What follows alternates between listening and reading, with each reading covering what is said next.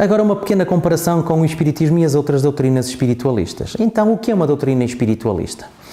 Uma doutrina espiritualista é qualquer doutrina que admita duas coisas. Uma é a existência de Deus e a outra a imortalidade da alma. E é interessante ver, por exemplo, que muitos companheiros que professam outro tipo de doutrinas não acreditam que a alma é imortal. E é estranho, porque não acreditam naquilo que eles próprios professam muitas vezes. Mesmo quando se trata da alma ir para um céu ou para um inferno. Quando dizemos que a alma vai para um céu ou para um inferno, admitimos que ela seja na mesma imortal, porque continua a existir. Então, admitir a sobrevivência do espírito à morte do corpo físico, que é aquilo que o Espiritismo faz, admitindo que essa alma continua a ser individual, continua a ter a mesma personalidade, é exatamente a mesma coisa. E parece-me que ainda seja mais fácil de entender que essa alma consiga ter uma vida autónoma do que uma vida imposta e circunscrita a um lugar, como seja um céu ou um inferno. Mas pronto, isto é assim mesmo. Finalmente, o Espiritismo, então, mediante isto, assim como muitas outras, o Espiritismo é uma doutrina espiritualista. Porém, há várias outras doutrinas espiritualistas, como sejam a Teosofia, o Esoterismo, a Rosa Cruz, a Cabala e a Umbanda, que também aceitam estes princípios, mas não faz deles Espiritismo, assim como as outras religiões, aceitando isto, também não fazem delas Espiritismo.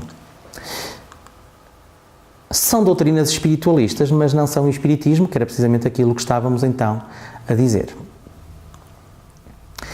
Existe um terceiro ponto em comum com o Espiritismo, neste caso, e por isso é que elas estão aqui no nosso caderno, não sendo doutrinas que são muito conhecidas em Portugal, ainda menos que o Espiritismo. Elas estão aqui referenciadas precisamente porque admitem este ponto em comum e porque têm uma série, por exemplo, em algumas delas, o uso da mediunidade, da ferramenta da mediunidade também, para promover a comunicabilidade entre os espíritos e os seres encarnados. Sim, porque a comunicabilidade dos espíritos connosco não é nossa propriedade dos espíritas, aliás, peço perdão. É propriedade dos seres humanos. Então, onde haja seres humanos é possível a comunicabilidade em qualquer tipo de religião. Isso é tão verdade que até na religião oficial que existe em Portugal, existem, por exemplo, os exorcismos.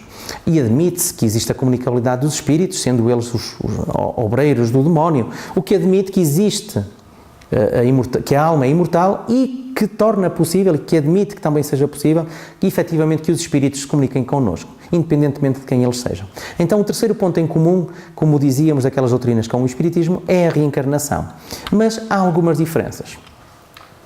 Não vamos analisá-las particularmente, cada uma delas, e aí pedimos que nos perdoem, mas que aconselhamos o recurso ao caderno, que também terão disponível para download em PDF, para analisarem mais pormenorizadamente cada uma destas doutrinas. Mas há diferenças evidentes entre o Espiritismo e estas doutrinas. O Espiritismo, para começar, não é secreto. Algumas destas doutrinas são secretas, o ensinamento é vedado. No Espiritismo não pode haver ensinamento vedado. O conhecimento é de todos. Quanto mais soubermos, melhor. Mais felizes nos podemos tornar. Esta história de manter a alma humana, de limitar o acesso, ao conhecimento é coisa de outros tempos, é coisa da Idade Média. Nós hoje estamos numa altura em que, com a velocidade com que corre a informação e com a capacidade que nós temos já de absorção de conhecimentos, tem que ser efetiva, tem que ser livre, então não pode ser secreta. No Espiritismo não há símbolos. Estas doutrinas têm símbolos. Também não há qualquer tipo de cerimónias.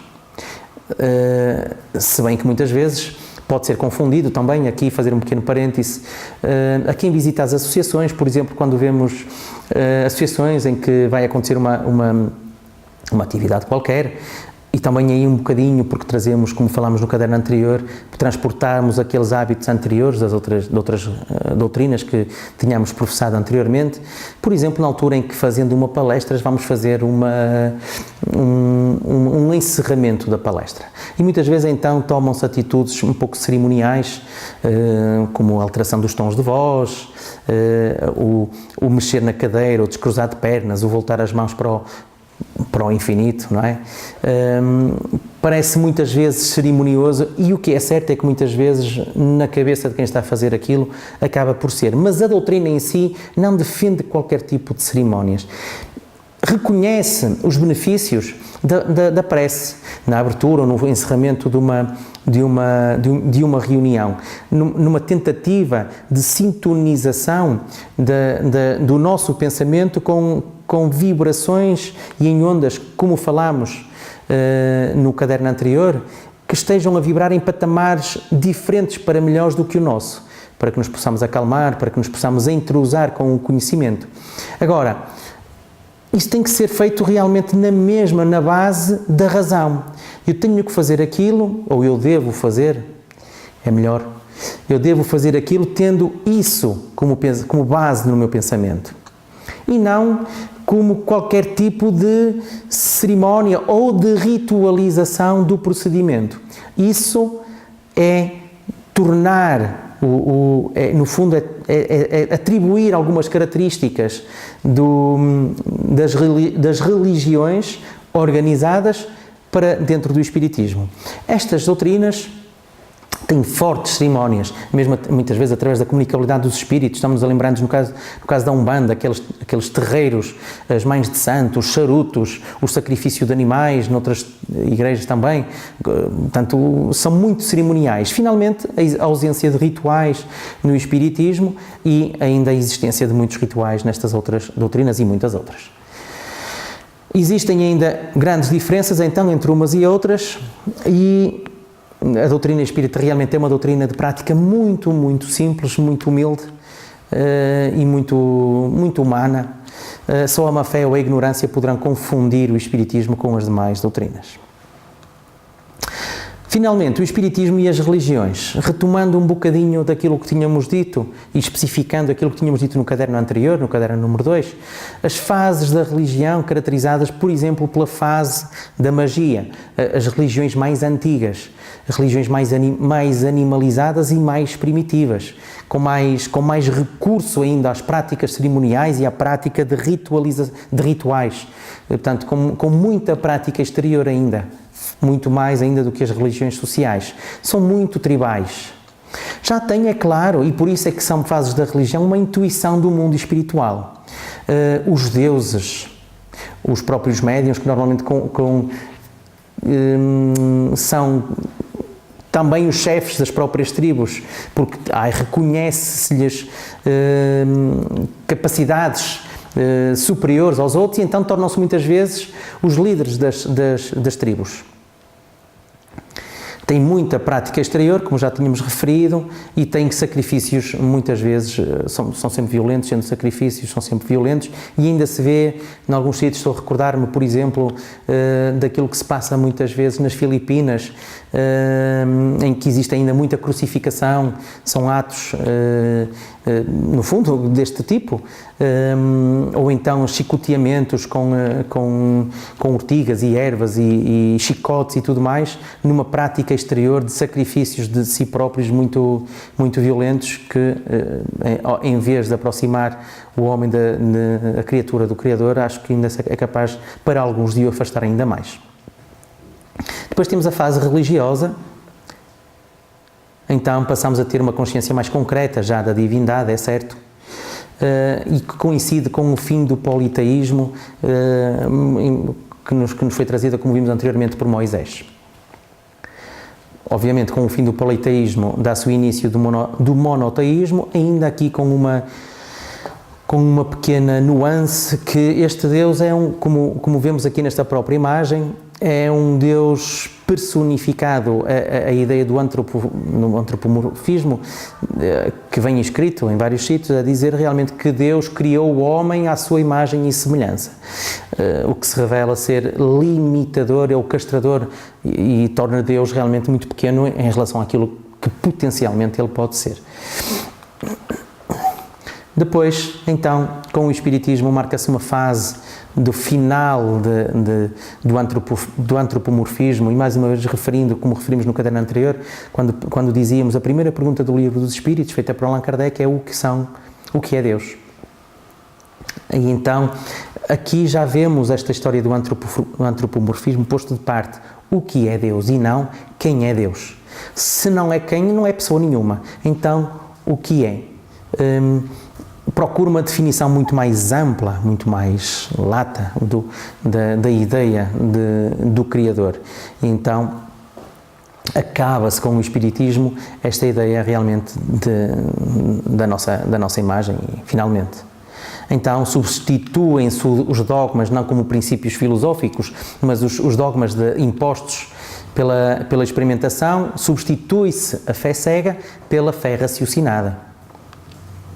Acaba o sobrenatural, como já tínhamos visto também anteriormente, a magia, o maravilhoso, por aí fora, e é essencialmente de práticas interiores.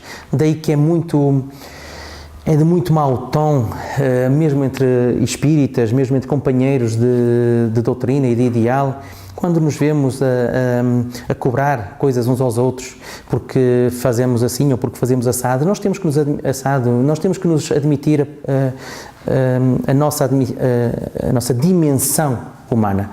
E uma das coisas que nos caracteriza ainda, porque somos espíritos inferiores, e vamos ver num caderno já a seguir as ordens, ou neste até já nas ordens dos espíritos, uma das nossas características é que nós ainda cometemos muitos erros. E então não é porque chegamos a espíritos que chegamos a espíritas que chegamos a santos. Continuamos a ser homens com virtudes e com vícios iguaizinhos, numa tentativa diária e constante, se assim o conseguirmos, de nos procurarmos melhorar. Então nós espíritas obrigatoriamente não temos que nos cobrar nada uns aos outros. Sendo a moral espírita a moral cristã, temos que ver o que é que Jesus aconselhava. Ama o próximo como a ti mesmo. Em que é que isso obriga? Obriga-nos a sermos tolerantes, a percebermos porquê, a entendermos as limitações dos outros, a percebermos que se ele não é melhor, não é porque ele não quer, ele não é melhor porque não sabe ser melhor, não sabe mais, é ignorante. E então, daí vem que a ignorância, não justificando tudo, não é? Porque também não podemos dizer, porque aí também admitiríamos uma atitude passiva perante a melhoria pessoal, mas é o mote que faz com que realmente nós sejamos ainda menos bons, se não sabemos efetivamente mais. E se nós interiorizarmos isto, conseguiremos dentro das associações espíritas sermos muito mais, para começar dentro das associações, e depois isto interessa também a extrapolar isto, tornar o eu espírita no eu social, que também é uma coisa que acontece muitas vezes, é que eu dentro do centro espírita sou uma pessoa e depois fora do centro espírita tenho comportamentos diferentes e opero de maneira diferente e insiro-me na sociedade sem pensar e deixando de parte até o espírito crítico que tenho dentro do espiritismo, relacionado a questões variadas, por exemplo, como no caso da morte, nós tratamos a morte de uma maneira nas associações e depois no exterior, quando alguém morre, somos capazes de ter comentários como, ai, coitado, quer dizer, de repente, aquilo que nós sabemos e aquilo que é até a nossa forma de pensar não é bem a nossa convicção em termos sociais. Quer dizer, há aqui uma lacunazinha, mas também estamos a aprender, estamos a evoluir. Então o eu espírita tem a possibilidade de não cobrar nada a ninguém, de se tornar mais tolerante, de se tornar mais compreensivo e forçosamente mais feliz, estar menos preocupado com aquilo que os outros fazem do que com aquilo que nós fazemos. Então nós não temos que passar menos tempo preocupados com aquilo que eles fazem, com aquilo que nós, os outros que nos circundam, fazem, e ocupados mais connosco, que isso realmente é que seria fundamental. O Espiritismo é então uma religião, já demos uma pequena abordagem no caderno anterior. Para começar, dizer que o Espiritismo respeita todas as religiões, e todas elas são necessárias, e são aos milhares, são aos magotes. Porque todas elas tem um tipo específico de adepto. Se tem um tipo de adepto, é porque tem um adepto que está adequado às verdades de que cada uma das religiões professa, independentemente, muitas vezes, até das verdades serem comuns a todas, como é o caso de Deus.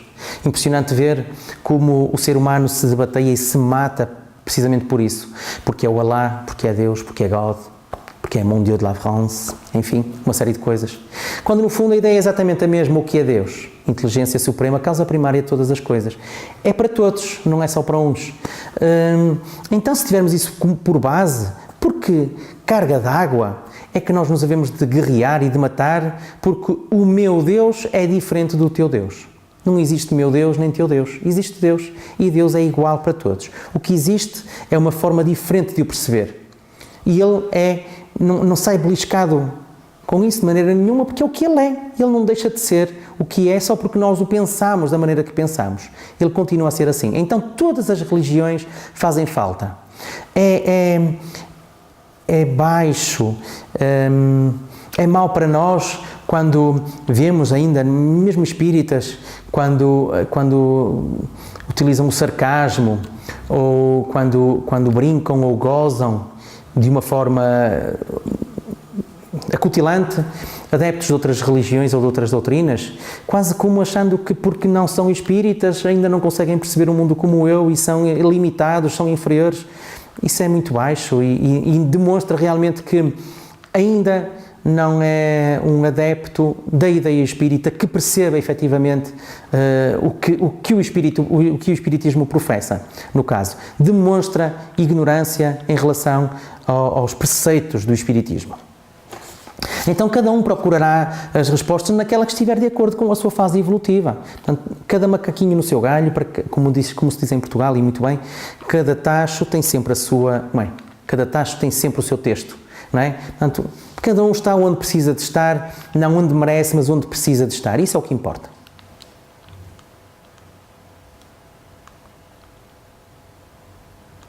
Então, uma religião tem hierarquias, tem rituais, vestes, ofrendas, cânticos, superstição, dogmas, mistérios, templos, ornamentações, imagens, misticismo, cerimónias, sacerdotes, chefes religiosos, milagres, benzimentos, seres privilegiados, o antropomorfismo, etc.